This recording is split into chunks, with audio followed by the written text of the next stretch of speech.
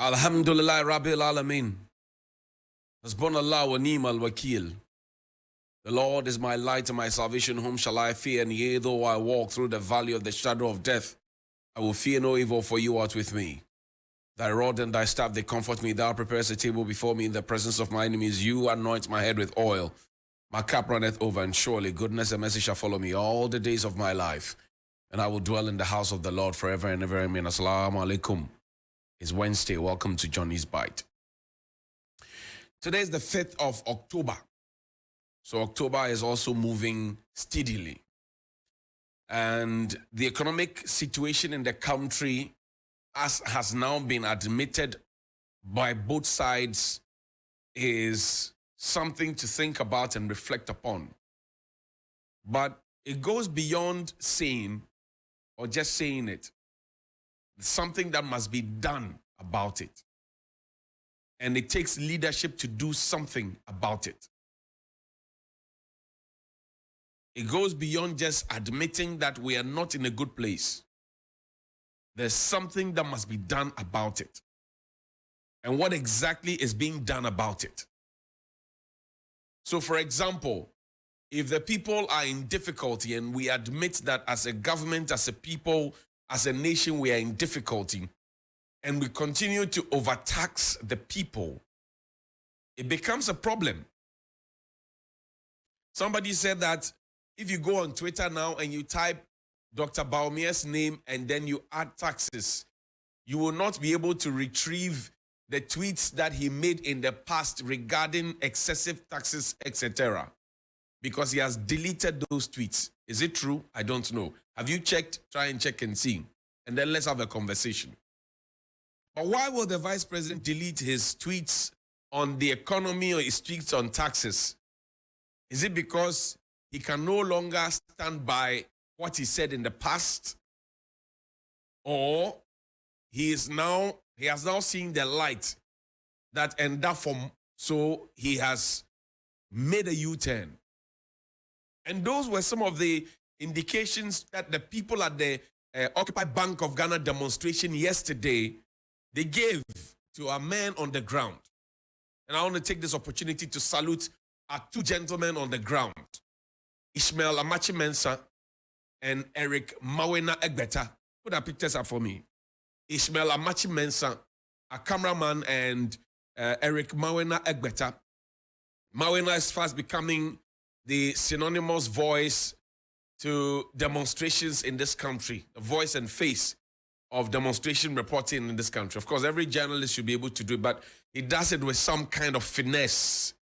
And if you partner him with either Ishmael or any of our cameramen here, you are in good company. And usually, everybody will talk about the reporter, but I always like to talk about my back end stuff, because without the sound men, without the light men, without the cameramen, without the producers, the work cannot be done. It's teamwork. So yesterday, if you watched TV3, listened to 3FM, Akuma FM, Connect FM, Unia FM, if you watched, you listened, you watched on Facebook at TV3 Ghana or 3FM 927, you were on Twitter. These were the duo who were firing on the front line. But on the back end as well, you had a powerful news team led by Michael Oteje, right behind them, Ali Napo and Matilda Baba Haynes and everybody else. So kudos to the young men. William Mesiedu as well was also there. So kudos to the entire team, but particularly these two. Now, yesterday, I want to also commend the organizers of the demonstration. Their resilience and their forward-looking attitude and their determination not to have their intended plan derailed must be saluted and commended. Because you remember that when they indicated that they want to embark on this demonstration, the police service took a back and forth. Even at some point, went to court. A back and forth. You can't do it. You would do it. You can't do it. And it looks like for a long time that has been the posture of the police. So Sraj Boss has said that sometimes the police's interpretation of the Public Order Act goes beyond what is within the rights of the police so to enforce. So congratulations to the demonstrators and the organizers of the demonstration, the leadership of the minority in parliament, Kesal Atuforsin and the rest, and they spoke right how they had to speak. Sometimes it's bitter, but you have to speak. I want to also commend the police. Yesterday, they did largely a professional job as compared to, and put the IGP's video up there. Largely professionally, they did, a great job compared to the first day of Occupy Julobi House, where they misconducted themselves. They did a very beautiful job yesterday. So yesterday, the Inspector General of Police, Dr. George Akufu Dampare, had cause to go there to go and congratulate the police, men and women who were on the ground, who had stood with the demonstrators right from morning till late. He didn't need the regional commander to give him a briefing or report. You remember that when we spoke about the Occupy Julobi House, IGP Dampare and the leadership of the police said they were waiting for a report from the regional director so that we can see the way forward. But yesterday he went there. The story was good. There was a good story to tell. So PR IGP Dampare stepped out there to go and collect his slice of the funds. Yes. Occupy Julobi, the first day, was a bad story. In fact, the way the police conducted themselves in the Occupy Julobi House demonstration and the way the government itself conducted itself, there was no good story to tell. So IGP Dampare won't go there to show his face. He's behaving like the minister who has been given to us to speak for government. When the story is bad, you will find him. When the story is good to tell, you will find him out there talking. Yes. So the police did well, but Mr. IGP, we are watching you. Yes, you said we should work with you, we'll work with you. Another observation I made from yesterday was that the MP for Medina, lawyer Xavier Susu, misconducted himself with those vulgar words he spoke at the demonstration. Too bad for a member of parliament. The title on you is honorable. Manche, it is honorable.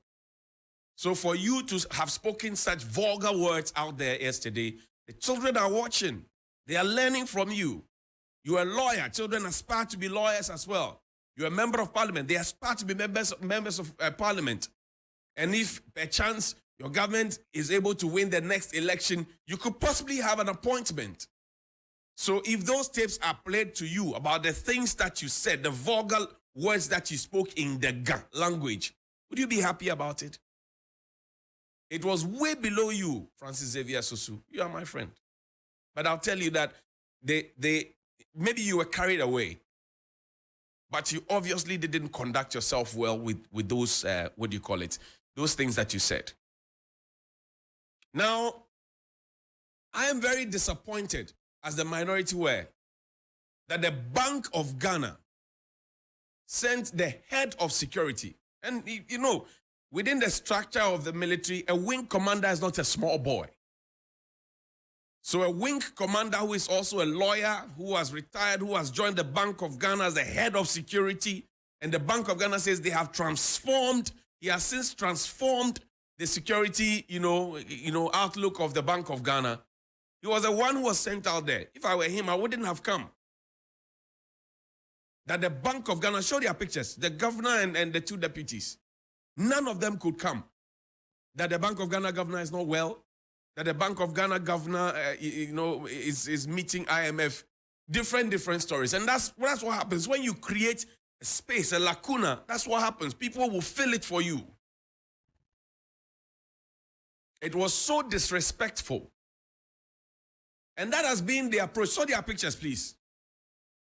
The governor of the Bank of Ghana, Dr. Ernest Addison, Dr. Maxwell Opoku-Afari, the first deputy governor, and Mrs. Elsie Ado-Awaji, second deputy governor. The Bank of Ghana wants us to believe that yesterday, all these three people were so busy that none of them could come out. They had to take the head of security to come out, to come and receive a petition. I've told you that people earn over 200,000 at the Bank of Ghana every month. They take over 200,000 cedis every month. They take it home. 2 million. It wasn't, was it not the MPP government that introduced into our politics? You remember that? 200,000 and over. So put your picture up, please. We are suggesting that the three people, none of the three, the governor, the first deputy, the second deputy, could come out to receive the petition from the minority in parliament. That's the suggestion we are making, that all these three people were unavailable to receive the petition on behalf. I mean, can you imagine if Mrs. Elsie Aduawaji had come out with a bright smile and you know, added some bit of warmth to it and had come to just pick the petition? It would have even calmed tempers. Dr. Maxwell Pokwafari, if he comes out, because he's often not in the public domain, but for example, if he comes out to pick the petition, can you imagine? Well, the minority want them to go. They want them to be sacked. But you see, I'm not surprised that the Bank of Ghana is doing this. Before we go to that video, show me the Bank of Ghana board. Because these three don't work alone. They don't work in a vacuum. They work with a board. Show me that one. So you have at the top three. Then you have all these fine individuals. I'm told Dr. Charles Dubois left along the way. But you have all these individuals. Show all of them. We have seen the governor already. So scroll up so that we can see the others who are down there. Right? They are all part of what's happening at the Bank of Ghana. And the interesting thing is that 60.8 billion loss was declared by the Bank of Ghana. 60.8 billion, not their pocket money. 60.8 billion, not from their own coffers. 60.8 billion, not from their family inheritance. It is 60.8 billion of the money belonging to the people of Ghana. And yesterday, when the people of Ghana massed up at the Bank of Ghana and they wanted audience to be heard, they sent a security man to come and pick the petition. That is how disrespectful we have become. Take me to the United Kingdom. You didn't hear us. We came to air our grievances, but you've not heard us. Hello, sir. Can you listen to us, please? Can you listen to us, please, sir? You don't need to have any requests. You didn't listen to us, please, sir. I've sat down with you before. Sir, you've not listened to us. You've not listened to us. You're going through the back door. You're going through the back door. We're going through the back door. You're going somewhere, so you still don't have time for your citizens. Your citizens are here to address you. You are literally leaving.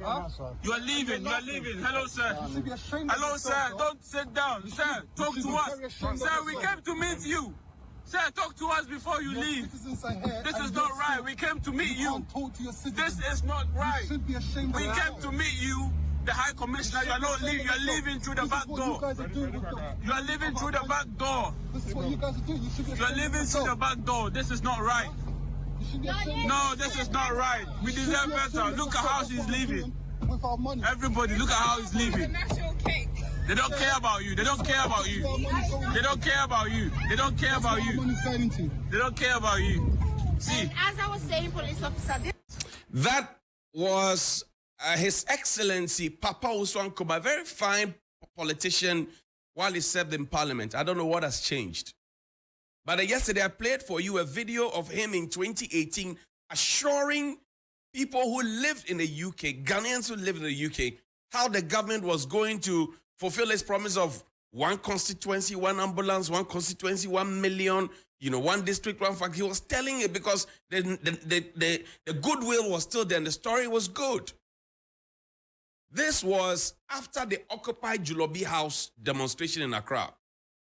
Some MPP people, MPP UK executives had also marshaled people, and they went out there to do a counter demonstration.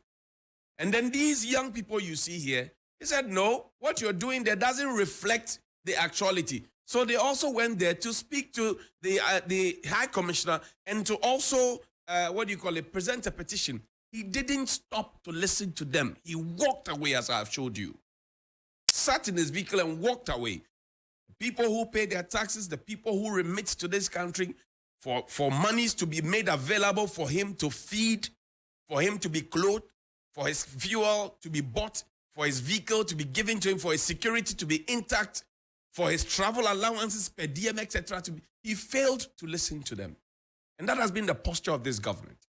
Remember the Ashanti region, school feeding caterers. They went to see the regional minister, Simon Osei-Mensah.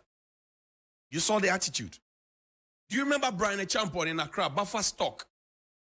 You remember that? Now, Occupy Julobi House, even the president refused to listen to them, and they sent a deputy minister.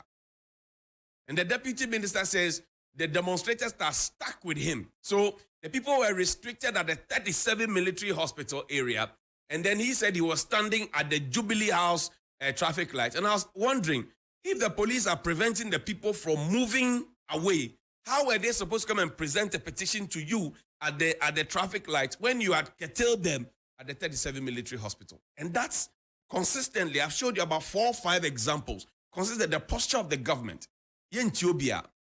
But interestingly, the president of the republic, who appointed all these people who are showing the people pepper, is busy and happy enough to go to the United Nations to go and call for reforms at the UN level. Locally, people are calling for a reform in his government. He is not listening to them. Locally, we are asking him to cut down the size of his government so that the cost that we incur as a people will be reduced so that the hardship could be mitigated. He has refused to listen to it. But he will go to the UN and speak fine English, very fine English, and speak as if everything is okay in his backyard and ask for reforms there. So he's asking for reforms, but he's refusing to undertake reforms. Ajana 1, Ajana 2. Principle. The president has 3 months, 1 year, 15 months. Mr. President, do something before you go. Leave a legacy. Good morning. They don't care about you. They don't care about you. Figuratively, he bites